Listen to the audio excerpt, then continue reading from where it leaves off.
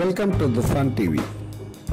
Megastar Chiranjeevi ప్రతిష్టాత్మక చిత్రం ఖైదీ number 150 ప్రపంచవ్యాప్తంగా విడుదలై మెగా పవర్ అంటే ఏంటో ఎలా ఉంటుందో ప్రపంచమంతా చాటుతోంది. విడుదలైన 5 రోజులకే 100 కోట్లకు పైగా వసూలు చేసి తెలుగు చలనచిత్ర రికార్డులను తిరగరాస్తున్నది.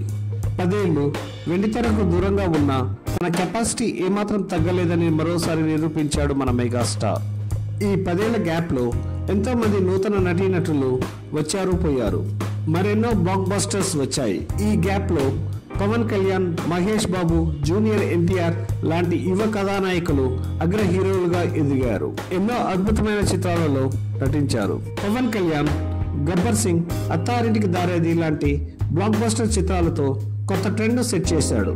మహేష్ బాబు దూకుడు, శ్రీమంతుడు లాంటి బ్లాక్ బస్టర్ చిత్రాలతో నెంబర్ 1 హీరోల లిస్ట్ లో ముందుకు దూసుకుపోయాడు. జూనియర్ ఎన్టీఆర్ నాన్నకు ప్రేమతో, జనతా గ్యారేజ్ లాంటి బ్లాక్ బస్టర్స్ ఇచ్చి తన సత్తా ఏమిటో చాటుకున్నాడు.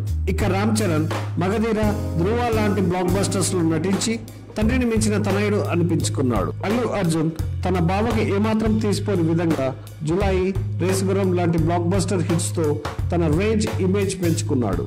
ఇకపోతే ప్రభాస్ మిర్చి, బాహుబలి లాంటి బ్లాక్ బస్టర్స్ తో తెలుగు సినిమా ఔన్నత్వాన్ని ప్రపంచానికి చాటి చెప్పాడు.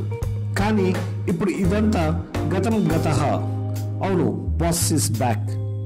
బాస్ రంగంలో లేనంత వరకే ఏదైనా. బాస్ రంగంలో దిగినాక ఎవరు టచ్ చేయలేని రికార్డ్స్ ఆయన సొంతం. ఇలా మామూలు వాళ్ళు అంటే తేలికగా తీసి పారేయవచ్చు.